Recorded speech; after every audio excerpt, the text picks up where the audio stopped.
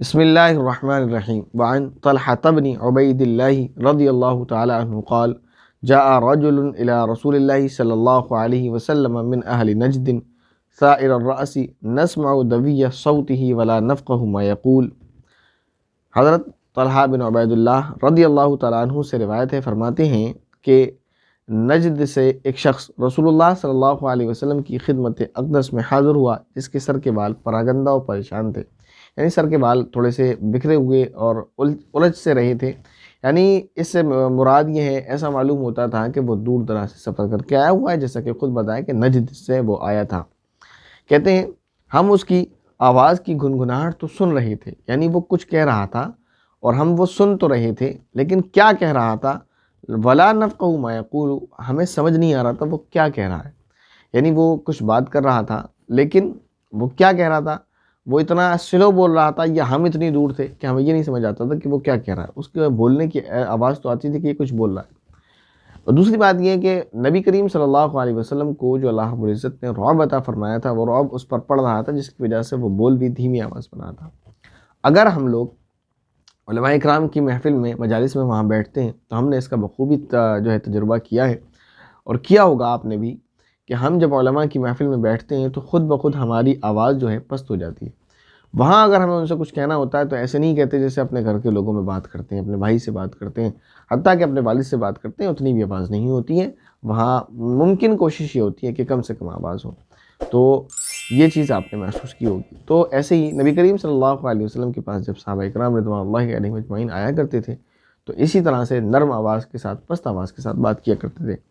حتیٰ دنا من رسول اللہ صلی اللہ علیہ وسلم، یہاں تک کہ وہ رسول اللہ صلی اللہ علیہ وسلم کے قریب ہو گیا، تب ہمیں سنائی دیا کہ وہ کیا کہہ رہا ہے۔ فَإِذَا هُوَ يَسْأَلُ عَنِ الْإِسْلَامِ،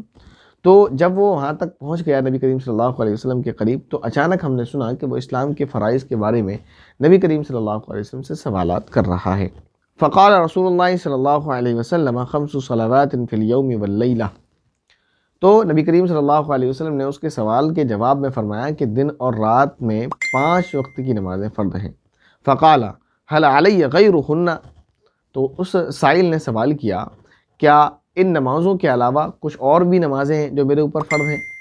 فقال، تو نبی کریم صلی اللہ علیہ وسلم نے ارشاد فرمایا لا الا ان تطوع، نہیں مگر جو تو خود پڑھ لے، یعنی نفلی طور پر،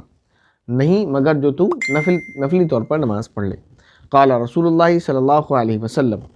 وصیام شہر رمضان، اور پھر نبی کریم صلی اللہ علیہ وسلم نے اس کے سوال کے جواب میں فرمایا اور رمضان شریف کے روزے رکھنا، یہ تجھ پر فرض ہیں۔ فقال، تو سائل نے کہا حل علی غیرہ، کیا اس کے علاوہ بھی میرے اوپر کچھ روزے فرض ہیں؟ فقال، تو نبی کریم صلی اللہ علیہ وسلم نے ارشاد فرمایا لا، نہیں، الا ان تطوع، مگر یہ کہ تو نفلی روزے رکھ لے۔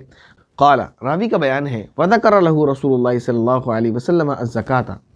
اور رسول اللہ صلی اللہ علیہ وسلم نے اس کے لیے زکوٰۃ کا ذکر فرمایا، یعنی زکوٰۃ بھی فرض ہے۔ فقال، تو سائل نے کہا حل علی غیرہا، کیا زکوٰۃ کے علاوہ بھی میرے اوپر کچھ فرض ہے؟ فقال، تو نبی کریم صلی اللہ علیہ وسلم نے ارشاد فرمایا لا، نہیں، الا ان تطوع، مگر یہ کہ تو نفلی صدقہ کر لے۔ قال، راوی کہتے ہیں فادبر الرجل وهو يقول والله لا ازيد على هذا ولا انقص منه، راوی کہتے ہیں کہ وہ شخص پھر چلا گیا اور چلتے ہوئے یہ کہتا تھا کہ اللہ کی قسم، نہ میں اس سے کچھ زیادہ کروں گا اور نہ اس سے کچھ کم کروں گا، یعنی ایسا ہی کروں گا جیسے نبی کریم صلی اللہ علیہ وسلم نے مجھے بتایا ہے۔ فقال رسول اللہ صلی اللہ علیہ وسلم، تو نبی کریم صلی اللہ علیہ وسلم نے ارشاد فرمایا افلح الرجل ان صدق، یہ شخص کامیاب ہو گیا اگر اس نے سچ کہا، یعنی اگر یہ اس طرح عمل کرتا رہا اور ایسے ہی رہا، یعنی اس میں کمی زیادتی نہ کی اس نے، تو پھر یہ شخص یقینی طور پر کیا ہوا، کامیاب ہو گیا۔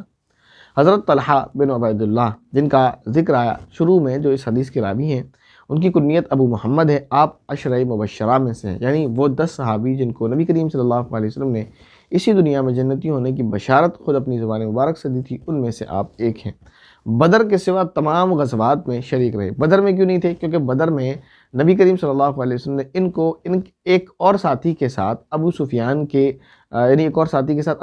کے لشکر کے قافلے کی خبر کے لیے بھیجا تھا۔ تو بدر میں آپ کو ایک اور ساتھی کے ہمراہ ابو سفیان کے قافلے کی خبر گیری کے لیے نبی کریم صلی اللہ علیہ وسلم نے بھیجا تھا۔ احد کے دن حضور اکرم صلی اللہ علیہ وسلم کے دفاع یعنی ڈیفنس میں تیر کھا کر ہاتھ شل ہو گیا، یعنی ہاتھ کام کرنا بند ہو گیا تھا۔ نیزہ اور تیر کے 75 زخم آپ رضی اللہ تعالیٰ عنہ کے جسم پر لگے تھے، حضور اکرم صلی اللہ علیہ وسلم نے آپ کو اسی میدان میں یہ اعزاز دیا تھا کہ طلحہ نے اپنے اوپر جنت کو واجب کر دیا۔ واقعہ جمل میں حضرت عائشہ رضی اللہ تعالیٰ عنہ کے ساتھ 36 ہجری میں 64 سال کی عمر میں شہید کر دیے گئے۔ دوسری روایت ہے وعن ابن عباس رضی اللہ تعالیٰ عنہ قال، ابن عباس رضی اللہ تعالیٰ عنہ کی روایت ہے، فرماتے ہیں ان وفد عبد القیس لما اتوا النبی صلی اللہ علیہ وسلم، کہ جب وفد عبد القیس نبی کریم صلی اللہ علیہ وسلم کی خدمت اقدس میں حاضر ہوا مدینہ منورہ میں، یعنی ایک وفد کہتے ہیں ایک وہ جماعت جو کسی قبیلے یا کسی علاقے کی طرف سے کچھ چند شریف لوگوں پر مشتمل ہو، یعنی جو جیسے ہم یہاں پر اپنا سرکاری کوئی کام بھی کروانا ہوتا ہے تو ہم پورا محلہ پورا شہر نہیں جاتا، بلکہ وہاں سے کچھ بڑے افراد کو متعین کر لیا جاتا ہے اور پھر وہ ہمارے سرکاری کاموں کے لیے ڈی ایم آفس یا کہیں اور جاتے ہیں۔ ایسے ہی ہر قبیلے کے وہ چند بڑے لوگ جو کسی بھی کام کے لیے کسی بھی بادشاہ کے پاس یا اپنے کسی بھی چیز کے لیے، جیسے نبی کریم صلی اللہ علیہ وسلم کے پاس یہ لوگ آئے تھے، تو وہ جو ہے وفد کہلاتا ہے، یعنی وہ قبیلے کے شرفاء پر مشتمل ایک وہ جماعت جو کسی حاکم اور امیر کے پاس اپنی حاجت کے لیے جاتی ہے۔ بہرحال تو یہ وفد عبد القیس کا تھا جو نبی کریم صلی اللہ علیہ وسلم کے پاس آیا، تو نبی کریم صلی اللہ علیہ وسلم نے ان کے تعلق سے سوال کیا، قال رسول اللہ صلی اللہ علیہ وسلم، تو نبی کریم صلی اللہ علیہ وسلم نے ان کے متعلق دریافت کیا، پوچھا من القوم او من الوفد، نبی کریم صلی اللہ علیہ وسلم نے پوچھا کہ یہ کون لوگ ہیں، یا یوں پوچھا کہ یہ کس قبیلے کا وفد ہے۔ راوی کہتے ہیں راوی کو الفاظ انہوں نے جو یہ دیکھیں احتیاط روایت کرنے میں راویوں کا احتیاط کہ نبی کریم صلی اللہ علیہ وسلم کے وہی بعینی الفاظ بیان کرتے ہیں، یا اگر اس میں کچھ تردد ہوتا ہے تو یہ کہہ دیتے ہیں کہ یا تو نبی کریم صلی اللہ علیہ وسلم نے یہ کہا تھا یا یہ کہا تھا، حالانکہ معنی کے اعتبار سے اس میں کوئی فرق نہیں ہے، لیکن الفاظ کی بھی اتنی رعایت کرتے ہیں۔ فرمایا راوی کہتے ہیں یا تو اللہ کے نبی نے یہ پوچھا تھا کہ کس قوم کے لوگ ہیں، یا یہ پوچھا تھا کہ کس قبیلے کا وفد ہے، یعنی دونوں الفاظ ان دونوں میں سے ایک تھے، ایک فکس نہیں کیا کیونکہ انہیں تردد تھا۔ بہرحال قالوا ربیعۃ، تو جواب دیا لوگوں نے کہ قبیلہ ربیعہ کے افراد ہیں، یعنی جو لوگ آئے تھے۔ تو نبی کریم صلی اللہ علیہ وسلم نے ارشاد فرمایا قال مرحبا بالقوم او بالوفد غیر خزایا ولا ندامہ، تو نبی کریم صلی اللہ علیہ وسلم نے فرمایا خوش آمدید، اور چونکہ تم لوگ خوشی سے مسلمان ہو کر آئے ہو، اس لیے نہ دنیا میں تمہارے لیے رسوائی ہے اور نہ آخرت میں شرمندگی ہے۔ قالوا یا رسول اللہ صلی اللہ علیہ وسلم الا لا نستطيع ان ناتيك الا في الشهر الحرام وبيننا وبينك هذا الحي من كفار مضر فمرنا بامر فصل نخبر به من وراءنا وندخل به الجنة وسألوه عن الاشربة۔ اہل وفد نے عرض کیا یا رسول اللہ، چونکہ ہمارے اور آپ کے درمیان کفار مضر کا مشہور جنگجو قبیلہ پڑتا ہے، اس لیے ہم آپ کی خدمت میں جلد نہیں آ سکتے، صرف ان مہینوں میں آ سکتے ہیں جن میں لڑنا حرام ہے، لہذا آپ حق اور باطل کے درمیان واضح اور دو ٹوک انداز سے فرق کرنے والے ایسے احکام ہمیں عطا فرما دیجئے جن پر ہم خود بھی عمل کریں، عمل پیرا ہو جائیں، اور ان لوگوں کو بھی ہم آگاہ کر دیں جن کو ہم اپنے پیچھے چھوڑ کر آئے ہیں، اور اس پر عمل کرنے سے ہم جنت میں داخل ہو جائیں۔ اور انہوں نے اسی کے ساتھ ساتھ ان برتنوں کے تعلق سے بھی پوچھا جن میں نبیذ بنائی جاتی تھی کہ کون سے استعمال میں لائے جا سکتے ہیں اور کون سے نہیں، یعنی کچھ برتن جن میں شراب بنائی جاتی تھی ان کے تعلق سے انہوں نے سوال کیا۔ راوی کہتے ہیں فَأَمَرَهُمْ بِأَرْبَعٍ، تو نبی کریم صلی اللہ علیہ وسلم نے ان کو 4 باتوں کا حکم فرمایا، وَنَهَاهُمْ عَنْ أَرْبَعٍ، اور ان کو 4 باتوں سے روکا۔ أَمَرَهُمْ بِالْإِيمَانِ بِاللَّهِ وَحْدَهُ، ان کو اللہ رب العزت کی وحدانیت پر ایمان لانے کا حکم فرمایا۔ قَالَ أَتَدْرُونَ مَا الْإِيمَانُ بِاللَّهِ وَحْدَهُ، نبی کریم صلی اللہ علیہ وسلم نے ان سے پوچھا کیا تم جانتے ہو اللہ کی وحدانیت پر ایمان لانا کیا ہے؟ قالو، کہنے لگے اللہ ورسولہ اعلم، کہ اللہ اور اس کا رسول زیادہ جانتے ہیں، ہمیں نہیں معلوم۔ قالا، تو نبی کریم صلی اللہ علیہ وسلم نے ارشاد فرمایا اللہ کی وحدانیت پر ایمان لانا یہ ہے شہادت اللہ الہ الا اللہ وان محمد رسول اللہ۔ نبی کریم صلی اللہ علیہ وسلم نے ارشاد فرمایا کہ اللہ پر ایمان لانا اس حقیقت کی شہادت دینا ہے کہ اللہ تعالیٰ کے سوا کوئی معبود حاجت روا اور مشکل کشا نہیں ہے، اور محمد صلی اللہ علیہ وسلم اللہ کے رسول ہیں۔ اور کیا ہے؟ وَإِقَامُ الصَّلَاةِ، اور نماز پابندی سے پڑھنا ہے، وَإِيتَاءُ الزَّكَاةِ، اور زکوٰۃ دینا ہے، وَصِيَامُ رمضان، اور رمضان کے روزے رکھنا ہے، وَأَن تُعْتُوا مِنَ الْمَغْنَمِ الْخُمُسَ۔ ان 4 باتوں کے علاوہ نبی کریم صلی اللہ علیہ وسلم نے ان کو مال غنیمت میں سے 5واں حصہ دینے کا بھی حکم فرمایا۔ وَنَهَاهُمْ عَنْ أَرْبَعٍ، اور ان کو ان 4 برتنوں کے استعمال کرنے سے منع فرمایا۔ وہ 4 برتن کیا ہے؟ عَنِ الْحَنْطَمِ وَالدُّبَّاءِ وَالنَّقِيرِ وَالْمُزَفَّةِ، یہ 4 برتن ہیں، ایک حنتم، دوسرا دبا، تیسرا نقیر اور چوتھا مزفت۔ یہ کیا ہوتے ہیں ابھی بتاتے ہیں۔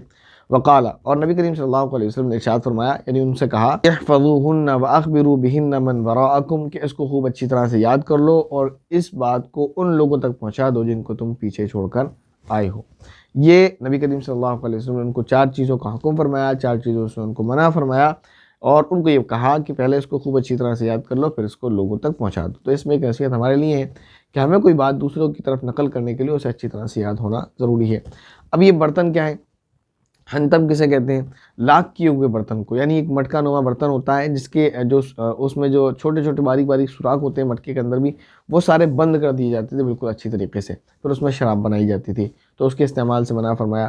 کدو کی تونبوں سے، جو دبا جو ہے، یعنی کدو کو بیچ میں سے کاٹ لیا جاتا ہے اور اس کے بیج نکال کے پھینک دیے جاتے ہیں اور پھر اس کے اندر شراب بنائی جاتی تھی، یہ بھی ایک برتن ہو گیا تھا، اس سے منع فرمایا۔ نقیر سے کیوں منع فرمایا؟ کیونکہ یہ وہ برتن تھا کہ یہ لوگ کھجور کے درخت کا تنا اندر سے بالکل تراش کے خالی کر لیا کرتے تھے، پھر اس کے اندر شراب بنایا کرتے تھے۔ اور چوتھا جو تھا مزفت، یہ وہ برتن ہے کہ جس پر لوگ وہ سیاہ تارکول مل لیا کرتے تھے جو کشتیوں پر ملا جاتا ہے، تو پھر اس میں جو ہے اس کے مسامات کو بند کر کے اس میں شراب بنایا کرتے تھے، تو اس لیے ان 4 برتنوں کے استعمال سے منع فرمایا تھا۔ لیکن بعد میں جیسے آگے روایت آئے گی، نبی کریم صلی اللہ علیہ وسلم نے اس کی اجازت فرما دی تھی۔